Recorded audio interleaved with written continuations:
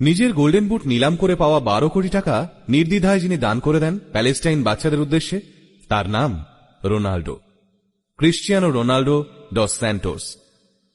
গোল করার পর মাঠে সাইডে গিয়ে তার সেই আইকনিক সিউ সেলিব্রেশন, যা দেখে ফেটে পড়ে দর্শক। আবার এই ক্রিশ্চিয়ানো রোনাল্ডো বিশ্বকাপে ছিটকে যাওয়ার পর কাঁদতে কাঁদতে মাঠ ছাড়েন। বিশ্বকাপ থেকে তার টিম বাদ, তার উপর ম্যানচেস্টার ইউনাইটেডের মতো ক্লাবের সাথে ঝামেলা। বিশ্বকাপের পর ইউরোপের কোনো ক্লাবে তিনি আর যোগ দেননি। বর্তমানে তিনি পাড়ি দিয়েছেন সৌদি আরবে। বিরাট কোহলি থেকে কিলিয়ান এমবাপ্পে, তাবড় তাবড় প্লেয়াররা যে মানুষটাকে নিজের আইডল মনে করেন, সেই রোনাল্ডোর সঙ্গে এই রকম হওয়ার কথা ছিল না।